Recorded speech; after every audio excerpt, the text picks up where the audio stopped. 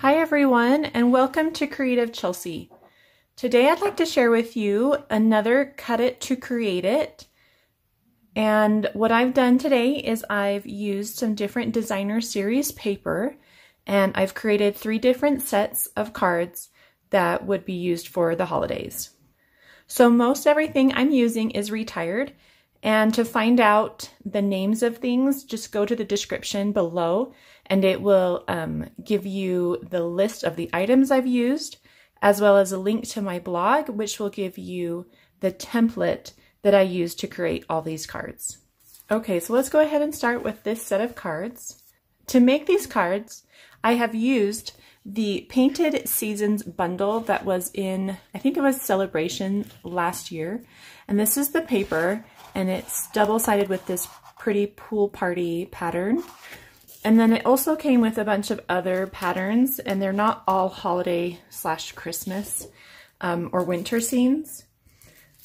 And then the stamp set matches, and it's also called Painted Seasons. And so these were celebration items from 2019. So I'll just run through these cards really quickly, and you can see that I've used both sides of the paper, and that was one of my, whoops, that's upside down. That was one of my goals when creating these cards, is that you would see both sides.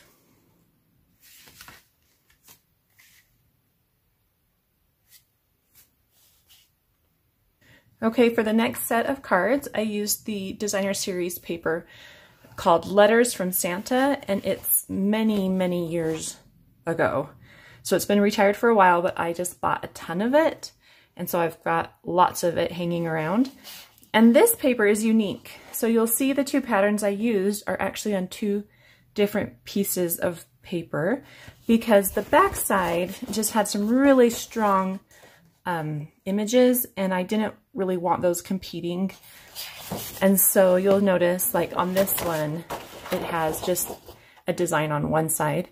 Now I could also have used the red and then just used this side of this particular part of the paper, but I instead wanted to use these 2 pieces together. So you could do that too. If your paper's not double-sided, then just find 2 matching or coordinating patterns, and you could use those together to make these cards as well. So those are from Letters to Santa, and then the stamp set I used was the Peaceful Boughs, and I've used this a ton, and this is actually current, and I really, really like it, especially with the coordinating dies, which I've also used on these cards. And this is current until the end of 2019, and so if you don't have it and you want it, then you should probably get it, and you can shop online through my store, and the links below in the description. So let's take a look at how these cards turned out.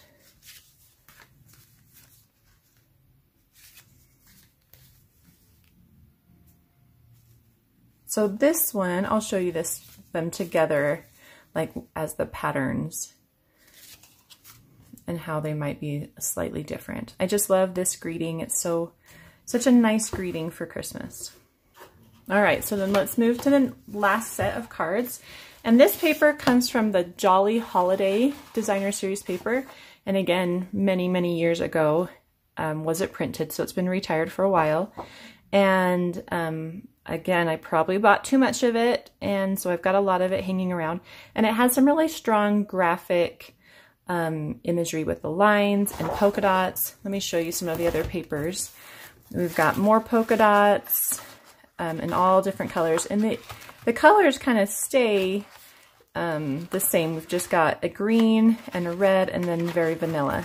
And so it's really great for Christmas, but some really strong images.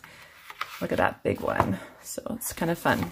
All right, so I just used this small polka dot with the stripes on these cards, as well as the stamp set Bright and Beautiful.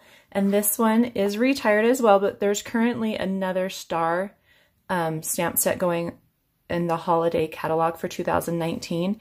And I think it also has some coordinating dies, which are beautiful.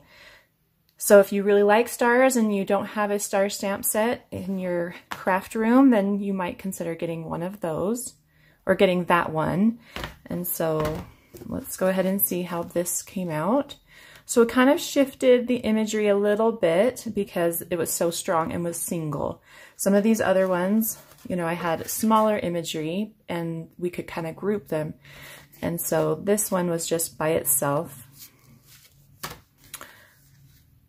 I love this one. I think it turned out really pretty. We kind of shifted things again from being straight in the center to kind of more on top of each other. Same with this one, turned out great. So this is just layering, you know, and you twisted it. And this one we're using a bigger star, so we're able to put this sentiment over that star. And the same with that. Okay. All right, so I'm going to show you them grouped as with the pattern. So you can kind of see the different ways you can use the pattern when you're creating your cards. And so these three all use the same pattern. And so there's a larger sheet of designer series paper in the back, and then a skinny sheet. This one I've used cardstock. This one, on both of these, I've used ribbon as that horizontal element.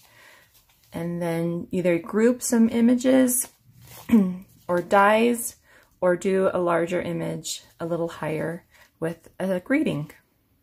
And you can notice they've all used this metallic thread, and I just really, really love it. The gold is actually retired, but the silver and the pink or rose gold is still available.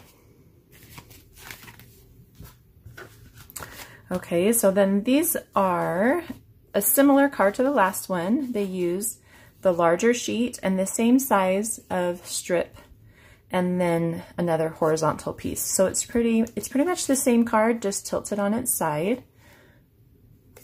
And imagery, you're kind of putting the imagery where those pieces connect. You've got your horizontal and your vertical line, and that's kind of where you want to center your images, like this one, and your die cuts here.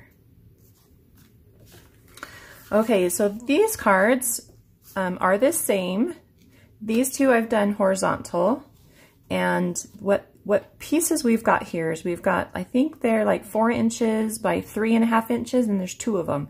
So you're just going to put one down first and then put your second one down. And so there's some covering here in the middle. Then you're going to add a strip to kind of cover that seam of either cardstock or ribbon, and then just place some images, die cuts, and then your greeting. And the same goes for this one. So if you tilt it, you'll see that it's the same, right? But because of the design and this large greeting, I needed more space. And so I put it at the bottom. So just tilt it and put it at the bottom. So that's another option. So these ones, you know, you've got your large image and then a medium size to put in the middle, and that's just centered.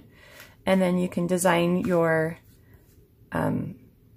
focal point however you'd like. So again, we've got cardstock, ribbon, and then a greeting, you know, and some die cuts and stamps. And then this one is pretty much the same, just it goes horizontal instead of vertical. And we've got the large, the medium, and then ribbon or cardstock, and then place your greeting and stamps.